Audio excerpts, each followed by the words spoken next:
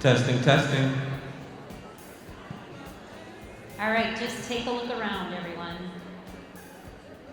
You are what's the word? The ones that take it all the way to the end. So just do a little of this. This is part of our move mindfully. Yes! Woohoo! Let me see this. Woo! All right, so ready? Woo! Yes, so making noise keeps us awake. And we're going to do a little wake-up routine, and then you're going to have an amazing, there's going to be such an amazing conversation. And I'm going to end with the inner resource that Brandon drew today. So, are we willing to stand up one more time? All right, let's stand up. And you're going to bring your arms up and just say, yes, I've got this. Woohoo! Go ahead and stretch over to the left. We're mirroring them. And then we go to the other side. And then take your hands down, give it a little shake. And I'm going to show you a little routine that I do to wake up in the day. So we're going to start at that point we did this morning. We're going to tap right underneath our collarbones. Take a breath in. And do the S sound. Shh. This is a good one when we're angry or frustrated. Shh. Tap the middle part of the chest. Take a breath in, and we're going to do the HA sound for anxiety. Do it again. Press right here on the spleen points. It looks kind of funny. You can massage. These are stomach points. We're just going to tap it out. It'll help with our digestion. Take a breath in. And do the S sounds. This sound helps with grief and loss. Ready? And then tap underneath the eyes. Take a breath in and out through your nose.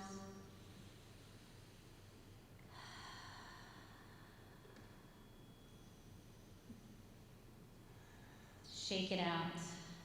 Take your hand to your right leg, tap your right leg. This is when we get stuck on things. So we only want to do this a few times. Shake that out. And here's the cross crawl. You can do it seated. You don't have to stand up. Take a breath in, exhale through your mouth. You're just going to notice how your energy is going to change. You all are looking great. Do 2 more times. Then shake it out. Then hands to your heart. We're going to do another one. Hands to your heart. And we're going to do 3 heart breaths. And the first breath is for you. Always first. Oxygen mask first for showing up. Not just here, just showing up in your work. So take a nice breath in and breath out. Then we're going to give a big heart breath for Magma for doing such an amazing job in supporting all of us. Take a big breath in. Exhale out. And the last one is to all our communities, children, youth, and families. Just holding that space. Take a breath in. And exhale. Go ahead and take a seat, and we're going to end with the inner resource, no.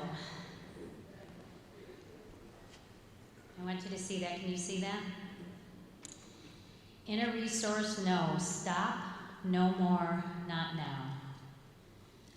Inner resource, no, wants me to remember I can set limits and boundaries. Saying no is an act of self-love. So for all of you, may you be clear about what you want and need. May you set and express your boundaries with confidence. And may you feel free to say no, no more, or not now. And when we do that, that is the gift to the world. It's a no sometimes and a yes to me, so I can have the capacity to do the work that I do every day. So thank you all so much. And on to the amazing talk. Let's do one more. Yay! We've got it. Thank you all. Have a great rest of the time. And also, let's give a round of applause to Kathy Fumenio for just grounding us each day with these exercises. All right. right, thank you everyone for being here. I'm usually in the background, so I'm not used to introducing or just talking on stage, so forgive me if I'm a little shaky. But we're pleased to have everyone here for the last session for our 28th Annual Minnesota Association for Children's Mental Health. My name is Amanda Zhang. I am the Professional Development Director here at MACMA. I am pleased to introduce our panel, who will be sharing our conversation titled Nurturing the Healers, Addressing the Emotional Needs of Mental Health Professionals Post-Pandemic and Beyond. Please take a moment to silence your phones. We have so many people and organizations who have made these past few days possible. Thank you to our spectacular silver sponsors, Nexus, United Healthcare, and Blue Cross and Blue Shield Minnesota, as well as our wonderful bronze sponsors, North Homes, Children and Family Services, Mental Health Services, Accord, Rogers Behavioral Health, Human Development Center, and Alina Health. Thank you to our exhibitors for sharing your resources with everyone. And to our volunteers, thank you for giving your time and energy to make our conference run smoothly. Thank you to the DEC staff for your hospitality and accommodations. Thank you to National Audio and Visual for your invaluable expertise and dedication in ensuring our audio and visual needs are met seamlessly. And to our interpreters, ASL Interpreting Services, Inc. And to our dedicated staff and board at MACMA who have been working year-round and round the clock to execute this immense event. And last but not least, thank you to you attendees for joining us and celebrating and having conversations around child and adolescent mental health. We are honored to provide this space for you all to share, grow, learn together in harmony and connection. And finally, we would like to note that the evaluations will be online starting today, and you will have to fill out an evaluation, and then you'll get a link to the CE. It's so important to us to hear your feedback so that we can do better. Now I will introduce our panel. Brandon Jones was appointed Executive Director of the Minnesota Association for Children's Mental Health in 2021. He has a background in both consulting and training. Brandon holds a BA in Sociology, a Master's in Community Psychology, a Master's in Psychotherapy at Elder Graduate School. He was also a 2013 Bush Foundation Leadership Fellow. Today, Brandon provides the MACMA staff and board with leadership and vision necessary to keep this organization at the forefront of education and advocacy. Our panelists are Dr. Jasmine Page and Elizabeth Franklin.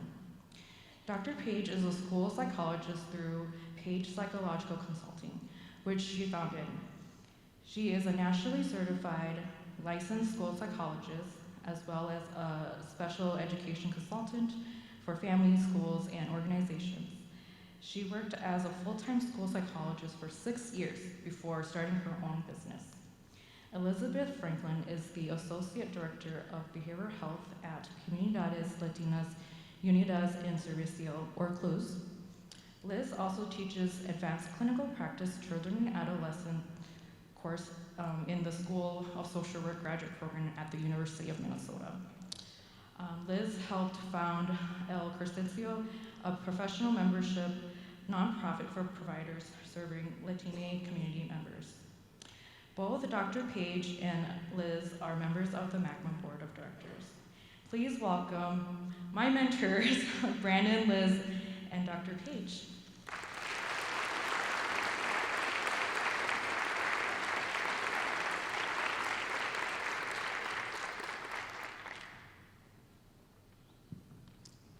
All right, good afternoon, everybody. See, we have a few real. Hey, how are you all doing up there? All right, awesome. So we're gonna have a nice conversation about the state of the work that we all do. We know that it's been a journey over the last few years, and we may not have all the solutions, but we definitely have some strategies and some things that we have observed, we've attempted, and we've tried, and we've coached and consulted other people with. So we're gonna have a nice conversation about that. That's okay, go ahead. Let's get nice and comfortable. So you all heard our wonderful bios. Can we go around and just say a little bit more about the work that you do and who you are? We'll start with you, Dr. Page.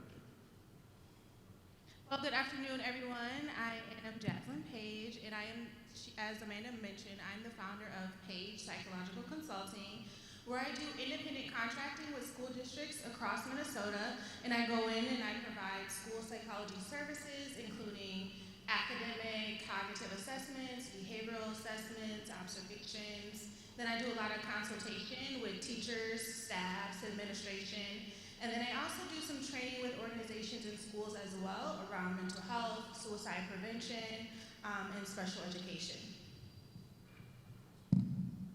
For you, Liz. So it's in my associate director role, I supervise supervisors of mental health programs at CLUES. I also directly supervise. It might just cut out. Okay, for a second, I think. This is not anxiety provoking at all. Let's just really lean into this. I also get to teach, so I get to spend a lot of time between the supervision of new therapists and teaching. I get to spend a lot of time with people that are just starting to learn and are really fun. How do we do?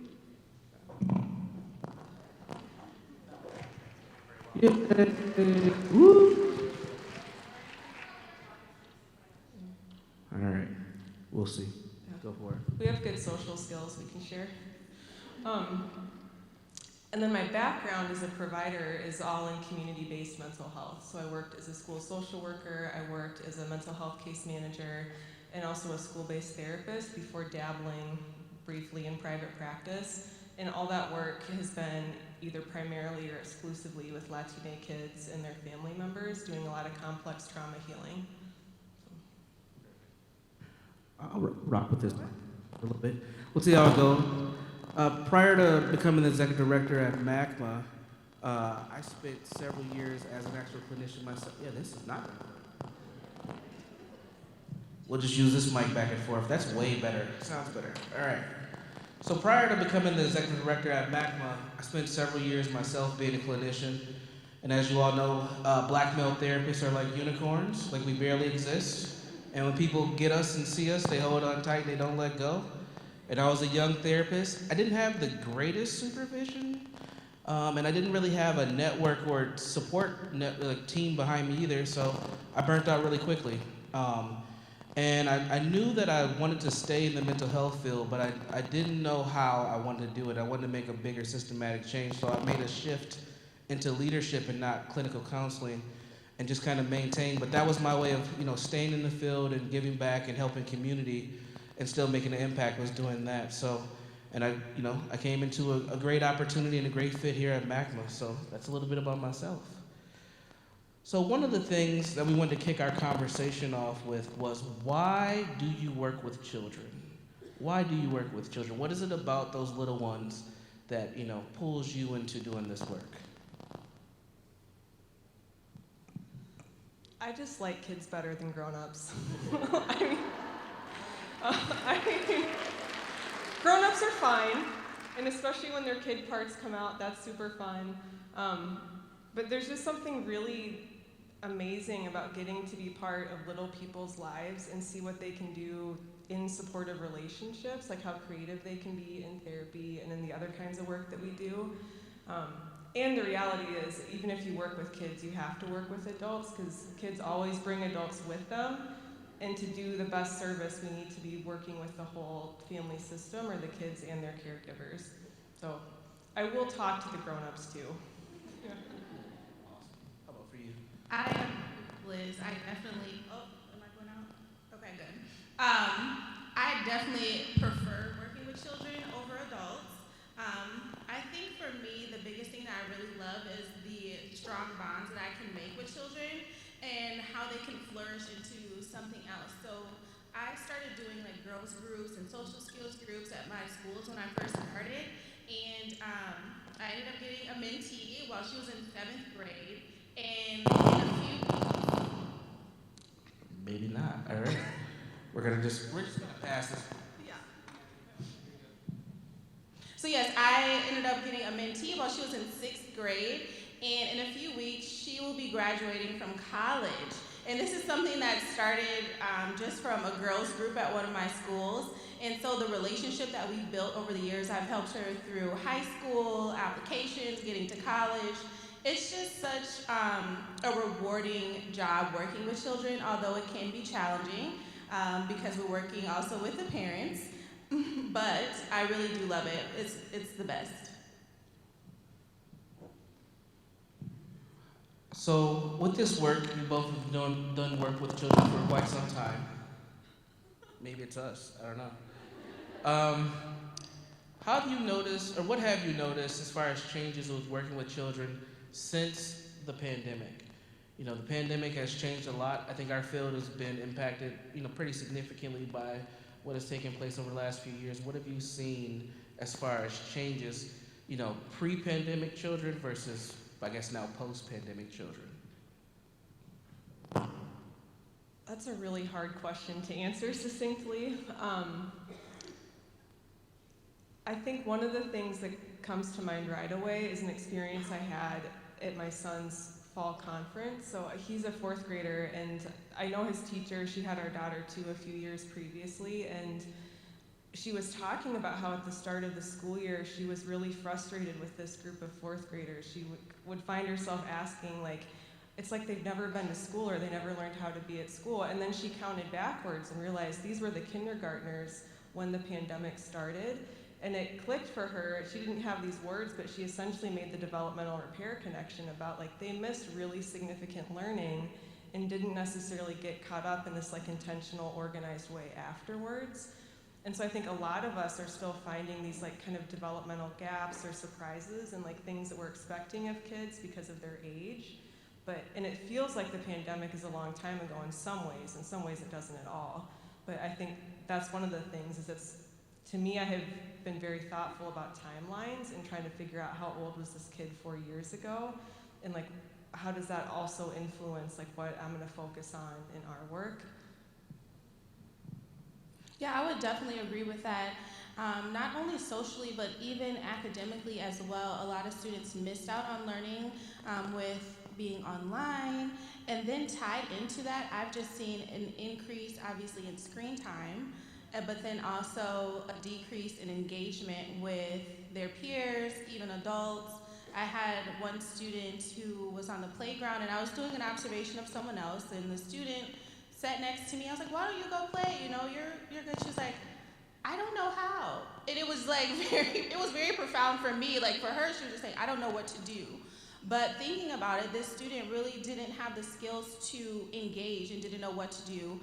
And I know the student personally. I know she's at home. She's an only child. So maybe she missed out on some of those engagement skills and being able to socially interact with her peers.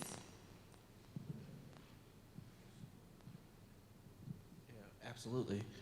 When it comes from myself, I think about some of the generational shifts and what happens for those kids who go from elementary to middle school during the pandemic, those kids who went from middle school to high school, and then high school to college, or just life after high school, and how much of a challenge we're starting to see with some of those shifts that happened, and how the pandemic has kind of shown up in a way that I don't think we expected it to.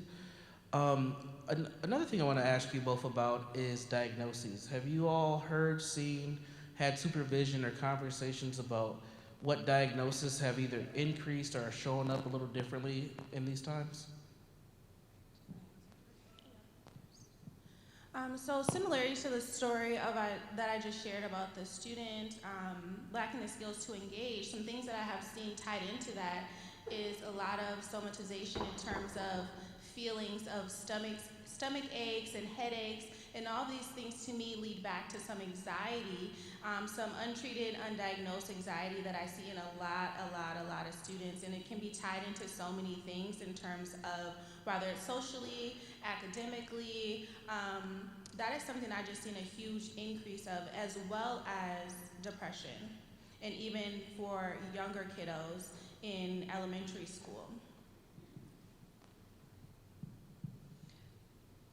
At Clues, almost every client that we work with is coming to work on complex trauma. Either that's what they say when they get there, or that's something they figure out pretty early in their process. So I think if we weren't so trauma focused at baseline, we might be seeing an increase in trauma-specific diagnoses.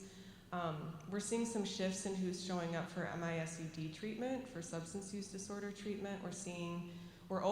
We just opened an adolescent program, and we're seeing a lot more awareness of like kids who are already using problematically.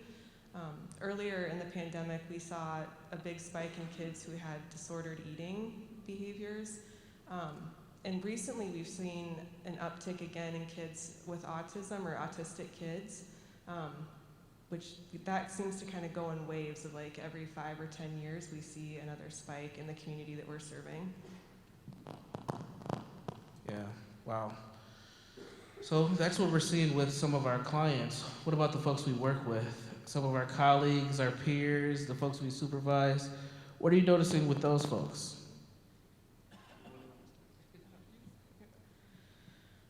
Well, that's a lot, Brandon. There's a couple people who really found that funny. I think a lot of us, or I'll speak for me first. Like, I think I am just now having enough distance from 2020, 2021 to start to make sense of that experience, and I'm starting to notice more about things in like my functioning that still seem related to that like 4-year period of toxic stress that don't totally feel typical for me. And when I've talked to other people, like I've heard other people talk about similar processes. We might be on different timelines, but just that sense of like, that was at least toxically stressful and perhaps traumatic to have to go overnight into telehealth. Everybody was suddenly doing a version of in-home work, and most people choose not to do that. Like, I loved in-home work, and there were parts of that telehealth change that felt familiar to me, but for a lot of people, they felt very overwhelmed by that. And then we also got pushed to work at like the very top end of our level of service for a really long time, or like our level of care, because we couldn't get kids into higher levels of care. And I think our baseline is still off. I think we're still serving kids in outpatient programs that pre-pandemic would have been in a day treatment program. And with program closures, like, we've just had to figure out how to do it because there aren't like reasonable alternatives or accessible alternatives really.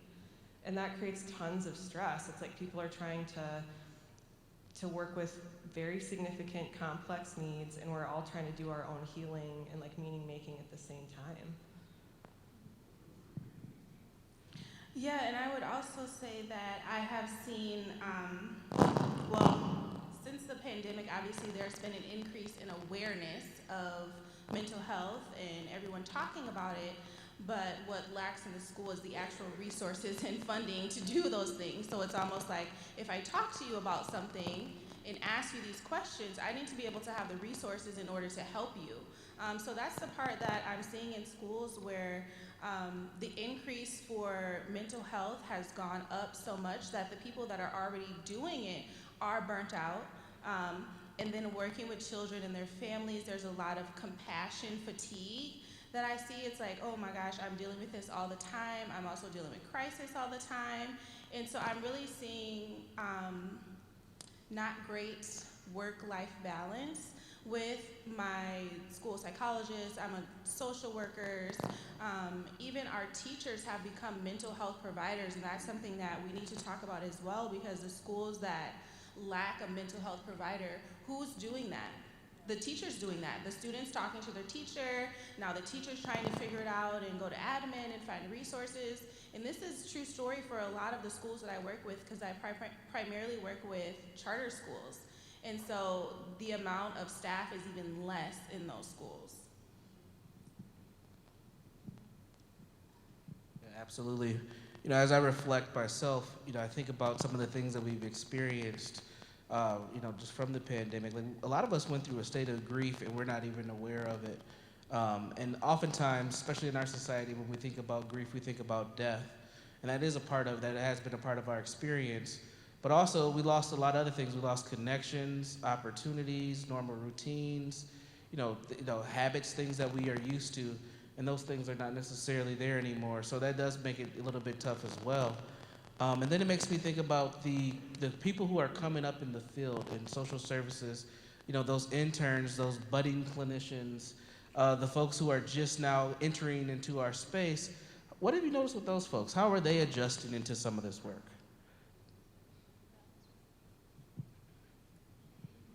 I would say my experience is a little bit different just because now I'm on my own in my own business. So sometimes I, have to make those connections on purpose and really reach out to people on my own. But previously, I've had interns and things like that. But what I'm seeing is that there is a huge need for strong mentorship.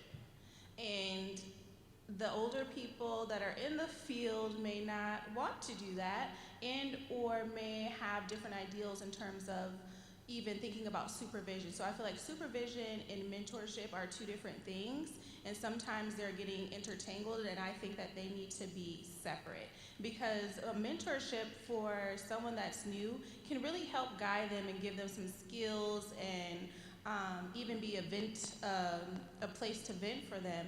And that's something that I see is really lacking in the field, but definitely a huge need. And so thinking about my teaching experience, this fall, I teach like the fall semester. This was the first time since the pandemic started where I was listening to students talk about their internships, and I wasn't having internal reactions of like, holy F word. Like, I cannot believe that this is their like first experience in the field. And I don't mean that like in a judgmental way of their placement or of their field supervisors, but people, students were having their first practice experience in systems that were so unbelievably stressed, being supervised by people that were often very burned out and or traumatized.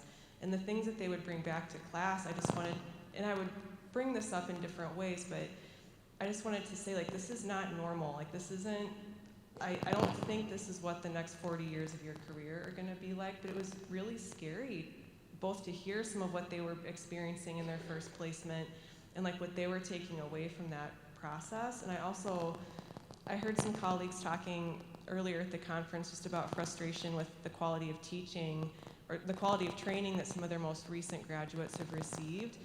And I kept chewing on that because the baseline level of stress that I saw in my students was unbelievable. And so you also think about what we know about how people learn.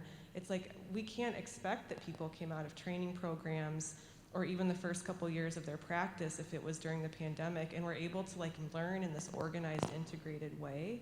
And I think we're seeing this in our own supervisory relationships now, where it's like even if people have been in the field a couple years, just like the kids we're working with, we're realizing there's some gaps. There's some like developmental gaps, and so we need to intentionally kind of assess that and figure out like openly how do we not catch you up necessarily, like how do we like keep focusing on these parts of your development? And that's important. And we're in a new work world, right? So we have to also keep that in mind. This is the first time in many of our lives we've been asked and challenged to do things that we've been told not to do at work. Talk about politics, talk about race, talk about money, talk about sex, talk about gender. Like typically we were asked not to talk about any of those things in our workplace, and now here we are, and it's an expectation for many of us, so that creates a challenge as well. And then we have generational differences in work. I talk about this a lot with a lot of my colleagues. At MACMA, we have 4 generations represented. It's 4 different approaches to work. It's not the easiest to balance and juggle, but we've found kind of our own workplace culture, and it's gelled together in a way where we can learn from one another and we can collaborate and pull off amazing conferences like this one, even though we all have 4 different approaches towards the way that we work. And then myself, being a geriatric millennial and leading the organization, doesn't make it any easier either. That's what we're called. I'm on the older end of the millennials, so I'm called a geriatric millennial. But even my approach to leadership is very different than the previous executive director. That made a big difference. That made a big difference in how we approached our work and how we maintain ourselves. And we've done a lot of extensive work on well-being. I know one of the challenges that many organizations and institutions have is like, what do we do with hybrid work? Like if you're not here, how does that impact team building? How does that impact the quality of the services that we deliver to our staff or to our participants? So it is a challenge. which brings up the conversation of work-life balance. I know many of you are like, what does that even mean anymore, right? Like, what is work-life balance?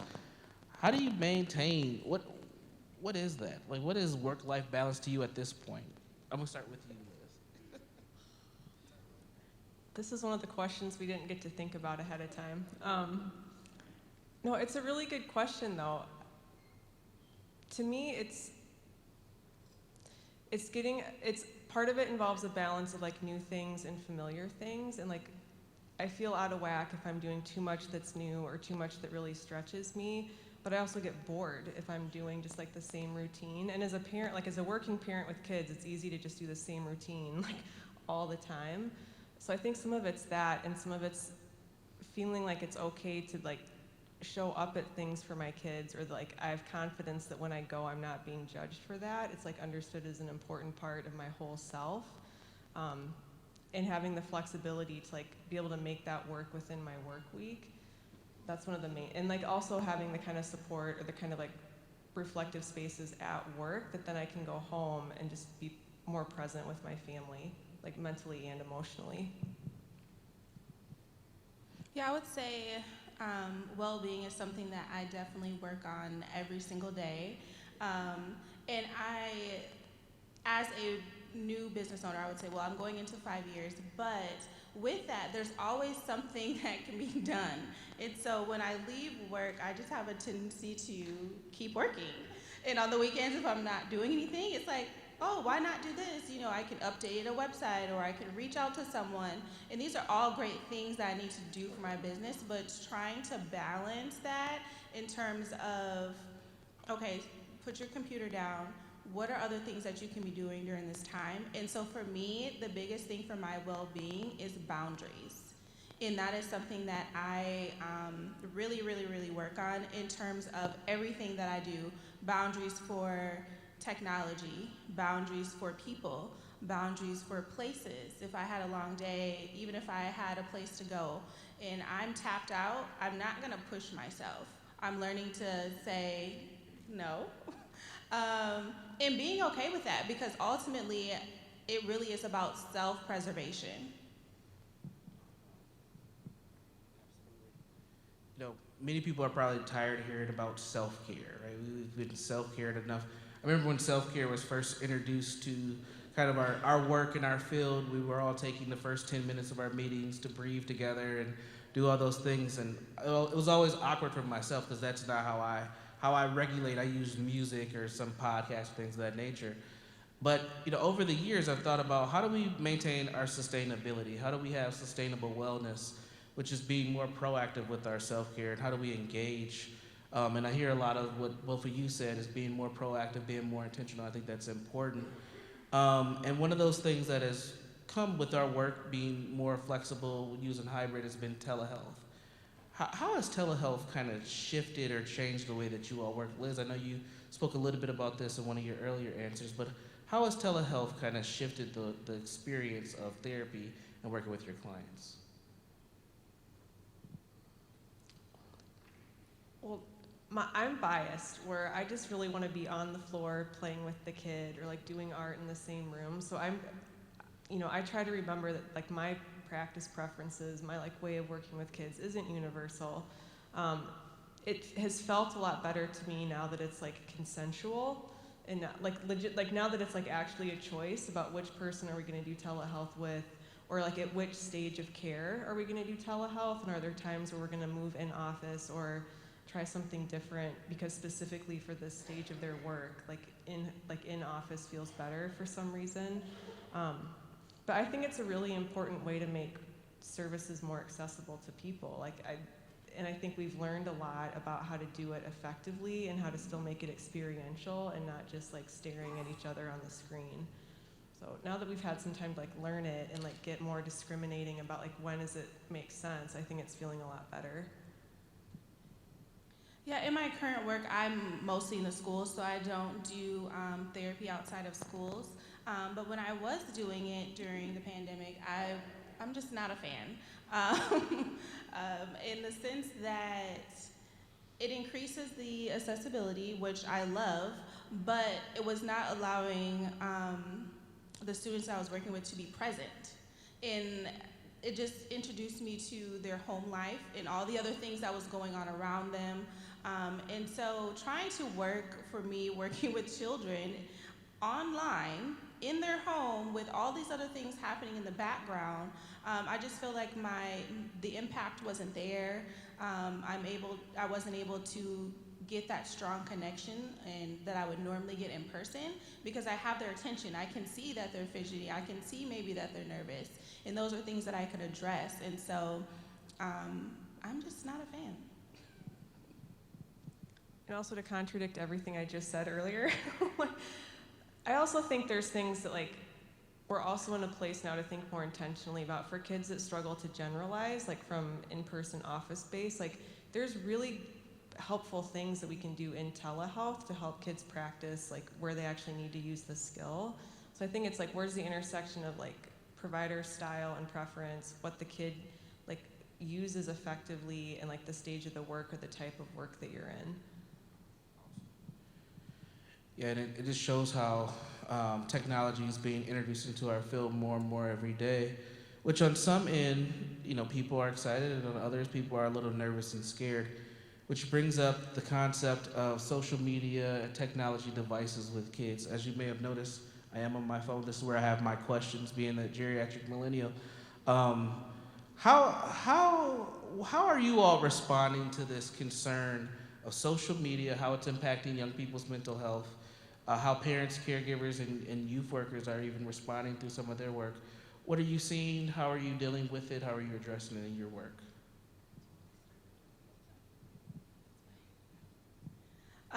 Social media, it's one of those things where I feel as though it's not necessarily bad, not necessarily good. I feel like there are some great things that people can get out of it, even for teenagers that I work with. They may find their community online. They may have a sense of belonging. They may feel seen by those individuals. But then on the other end, I'm dealing with teens who are comparing themselves. And I'm constantly having this conversation of comparison is a thief of joy for a lot of my students. And even there's just some odd connections that even students make of maybe even following someone that they don't even like, but they're still following them, and they're commenting and trying to find all these things that are going on with their life, and then they come in session with me and they talk about these things on social media. I was like, well, if you don't like this person, why are you following them? And then it's like this conversation of taking care of yourself first. You need to unfollow people that are not giving you that joy. And I can also see a lot of self-diagnoses. A lot of that happens on TikTok, which can be great in the awareness of finding out about something or finding a community. But then I have students who come in and say, oh, I have OCD, and they're diagnosing themselves. And sometimes it can be a good thing, but sometimes it really can be detrimental to their own mental health and being stuck in that. Yeah, I'd agree with what you said. It's not a good or bad thing. It's just a thing that people can use like to different degrees of effectiveness. One way that we've seen social media be really helpful is that sometimes when people are trying to break like generational patterns and they don't have people in their own family that they can necessarily use as an example, like social media lets us connect people to folks from their own cultural community that are already talking about how to make these changes and talking about what it's meant in their family. So there can definitely be like a reducing isolation piece. One of the things that's particularly complex at Clues is that in not all of our families, but in many of our families, like kids may have a preferred language that's different from their parents, or they may function in a different language than their parents for things like social media. And so helping parents figure out how do you monitor your kids' social media when you don't understand what the people are saying, like that's extra complex, and a lot of parents are in that situation. And people don't necessarily think about that when it's like, well, why aren't parents, monitoring this more closely or things like that? Well, that's interesting. I never thought about that from that angle. And I even wonder, what about parents who may also speak the same language, but they don't understand some of the social media jargon or even some of the things that are happening on social media that may also take place as well. So I'm assuming you're on social media. I know you're on social media. How are you all dealing with social media yourselves? How are you as providers? How are you managing your own well-being and also engaging on these platforms as well? I like to follow very silly social media accounts, or a mix of like people from like lived experiences or communities that I'm not part of that I want to learn more about, and then things that are just very escapist. Like I follow someone who's only posts about her tortoises, and like puts pictures of her baby tortoises, and I follow like multiple national parks because I want to see those pictures. So I try to have a balance of stuff that's very escapist and also things that like are just really interesting. Yeah, I would definitely agree with that. A lot of my timeline is like travel and I'm a thrill seeker, so looking at those things are like calming to me and can be a sense of when I'm going on social media, I'm not comparing myself to someone. It's more of like even a release in some regard. But that takes time to get to that and being able to filter through what do you want to see on your feed. And people need to be very conscious of that. But the biggest thing for me is really boundaries in terms of social media. A lot of times, like people think that I may be like on there all the time, but I'm really not. I'll post something and not look at it till the next day. Versus I have a friend who posts something on her story and she's scrolling like a second later to see, who looked at my story, and she's like, so-and-so. I was like, I have no idea who looks at my story. That's not something that I do. So I've created some boundaries where I can utilize it how I want to, when I want to, and not using it as a way to directly, I want people to know that even if I'm using it, that doesn't mean that you have just direct access to me. People are like, oh, I wrote you on there. It's like, oh, you did? If you have my phone number, you should text me because I don't check it like that. So just setting those boundaries for myself has really been helpful for my mental health. Okay. So I want to gear the conversation towards the kids a little bit. And, there is a lot of fear around how they're engaging with social media and what's happening. Are there any specific tips or tools you all have to help parents, caregivers, and people who are working with young people as far as just gearing them towards some of the things that may be more concerning online? Like, how do we help prevent some of that if we can? And what are some of the things that you all are assisting with in that?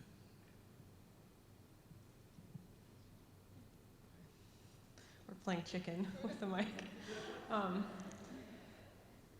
This hasn't been a huge area of focus for me, honestly. Like, as a provider, as a parent, like, it is something that I've had to really learn a lot about or push myself to, like, do with my kids, of really taking time to look at, who is my daughter connected to online? Like, what are both of them watching on YouTube? And, like, having a lot of conversations about, like, how do you really know if that's, like, a trusted resource? Or how do you really know that, like, that actually happened and it wasn't, like, a big setup? Thinking about some of the influencers that I'll, like, catch my son watching. And even talking some about, like, we don't talk in real life the way people talk on YouTube videos, And so trying to help them, like, differentiate between, like, what's entertainment or what's, like, produced for specific reasons, and then, like, what's kind of normal human interaction has been a huge learning curve in our family. I would say that's one of the key things that I do tell my families and parents is to figure out what your kid is looking at. Who are they following? Watch the shows that they're watching, because even if you know they're watching something, have you actually seen the content that comes out of that? And a very interesting thing while working in schools in terms of social media is that now we're dealing with a lot of issues that happen on social media. And then we have to deal with it at school. And we're like, what's going on? How can we deal with something that didn't even happen at school? But the students are coming in, and rather that's cyberbullying, or we've had even students coming in from that then wanting to fight each other. And we're stuck in the middle of like, okay, bring your phones out. Show us what's going on. And we have kids sending us screenshots of Snapchat and all these other things. And the parents have no idea. So we call them, and they're just flabbergasted, and we're just looking at each other. We're like, you didn't know this was going on. They said this happened all over the weekend. So I really encourage my parents to engage with their child's social media in the sense of making sure that they are present to see what it is that they're on, and even creating boundaries for their kids as much as you can. And that's definitely not easy. You know, I have 3 daughters. 2 of them have their own tablets, and they don't have any social media accounts, but they know about like everything that happens on TikTok because it's so shareable that it leaks onto YouTube Kids, that it gets onto the other child apps that are friendly, the ads, and they know about all the dances and the songs and the influencers, and it's hard to keep up sometimes. So it's a lot of work, and I try to keep up not only just for my own children, but also for the young people that I work with from time to time as well. So I understand what they're talking about, who they're talking about, how do I engage, how do I lean in enough to make a connection and build some rapport, and that's not always an easy thing to balance. So again, this work is not easy. We have things like quiet quitting. You probably have heard of that term, where folks are just doing just above, just below bare minimum to get the job done from day to day to maintain themselves. We have things like, the work-life balance that we talked about earlier, but there's also compassion fatigue. How have you seen that show up in your own work? Have you seen that show up with any of your colleagues? What is compassion fatigue for those who haven't heard of it before, from your perspective?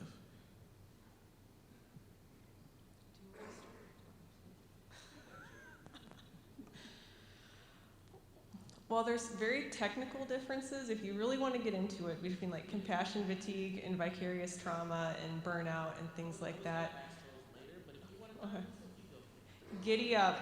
No, I mean, I think of compassion fatigue is one of the more kind of existential ways that trauma impacts us, and so those times where we catch ourselves realizing like that's a much more pessimistic response or kind of assumption that I'm making about like families or about just people, life, than I might have before, and just that sense of like kind of irritation or impatience that we can have with like clients' process and like colleagues' process as well. Like those are the things that come to mind for me with compassion fatigue. And I think I would even push back on the question about like as if it's like a possibility that we haven't experienced compassion fatigue or seen it in colleagues, because I think if you're going to stay in the work long term, it's an inevitable experience, even if you're doing all the right things in terms of like sustainability practices and like self-care.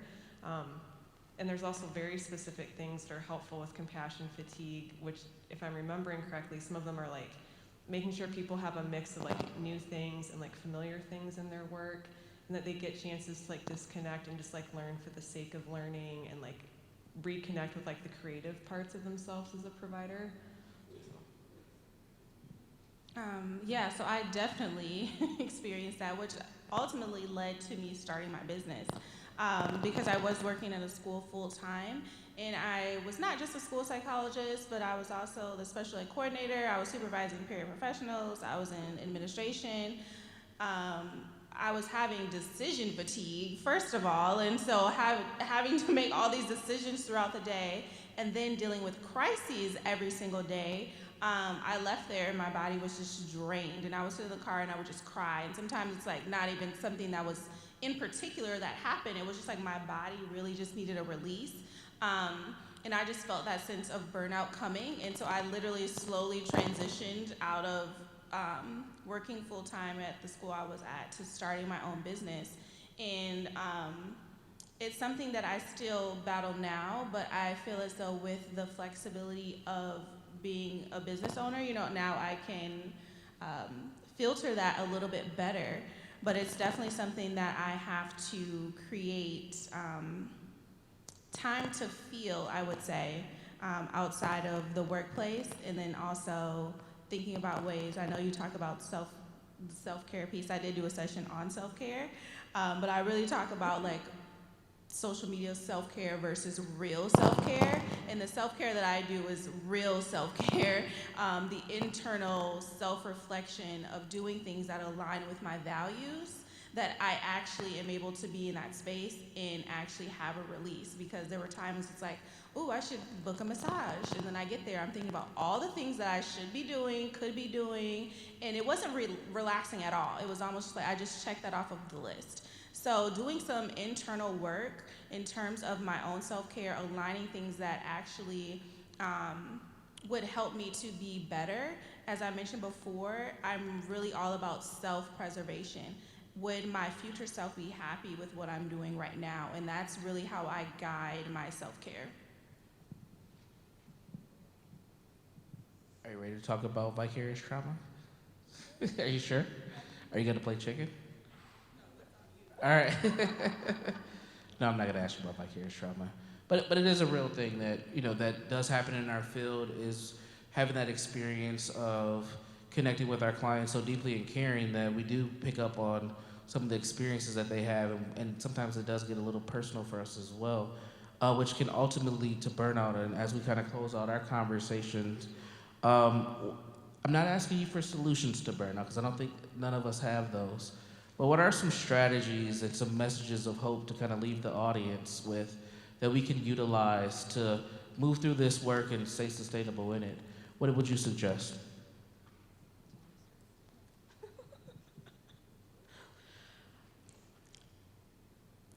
Two things come to mind. Like, one is like when I think about my own self-care, I have been healthier at baseline when I've moved into much more trauma-informed self-care. And so thinking about like kind of systematically, how am I engaging in things that like help me have a positive connection to my body, stay in the present moment, have healthy power and agency. And that can, the example I use with supervisees when I'm like teaching them this kind of like way of thinking about self-care is like, for me, sometimes that's like soft scrubbing my kitchen sink, because it's like 5 minutes, I did a thing, there was a direct outcome, I controlled the whole situation, and now it's over. So it can be like anything from that kind of small power and agency to like much broader, acts of activism and like empowerment. And then like intentional connections with people who like see me positively and where there's like true reciprocity in our relationship, which I think, a lot of us in caretaking roles like don't necessarily have a lot of reciprocal or like truly reciprocal relationships when we think about it. So I think about that, and then I think about all the mechanisms that can make the work harmful, that can like cause us to have vicarious trauma, cause us to have secondary traumatic stress. They can also cause us to have vicarious resilience and vicarious post-traumatic growth. And so there's also things to think about, just like what a gift it is to get to witness healing over and over, and how much that can impact us and like help us grow personally. Yes, I would definitely agree with all of those. I think one thing that I have found to be very rewarding, which I was like straying away from, was a reciprocal relationship, in the sense of actually reaching out to people that are in the same field as me in mental health. And I was straying away from that because it's like, I don't want to just trauma bond and talk about all the other things that happened today and we're crying about this or that.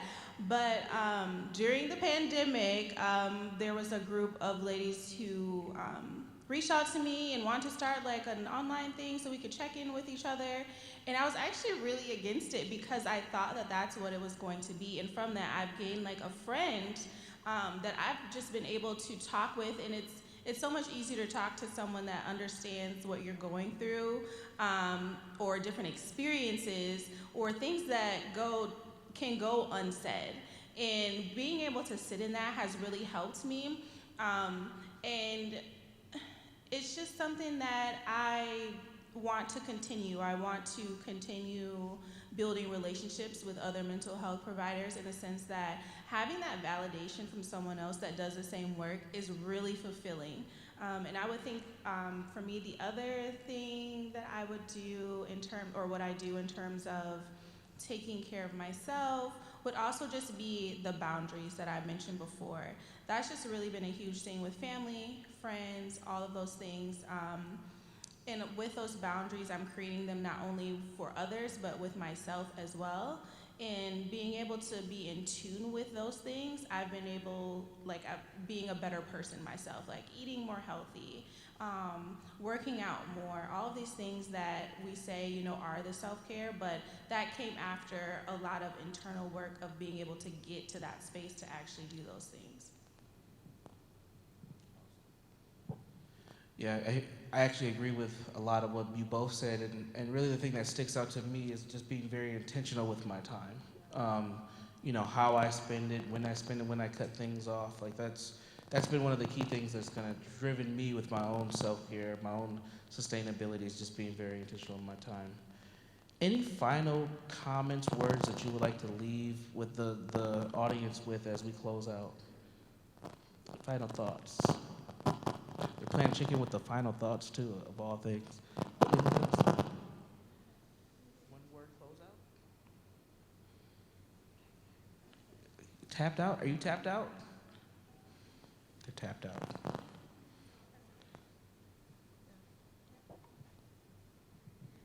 I was just going to say, just as I mentioned before, self-preservation. It is when you start to think about yourself and being around for a long time for your loved ones, the people around you. It's not just about yourself sometimes, but in order to think that way, it's like, how well am I preserving myself to be here for myself as well as other people? And self-preservation is a word that I say all the time. I have to fill my cup in order to help others. I wish I had a better way to segue from what you just said, but the other thing that I would just really encourage people to think about is, especially coming out of the last few years, so many of us have engaged kids within highly stressed situations and systems, and have been engaging kids specifically because they're struggling, so they need help with something. And it's so important to carve time out and get to spend time with kids who are getting most of their needs met, who seem to be developing more or less well. And it even going to parks and just sitting on a bench for half an hour, or just noticing when you're at the library how kids and families are doing okay. There's a lot of kids who are getting good enough parenting and good enough support, and it can be easy to lose that sense of perspective given the work that we're in. Yeah, resilience. Kids are very resilient. Even when we feel like they can't be, or that the work that we're doing is not enough, they persevere, they continue to grow. And we hope that today's conversation has made an impact for all of you. We thank you all for being here at this conference, and I'm going to just leave you and say, live life with purpose on purpose. Thank you all. Take care.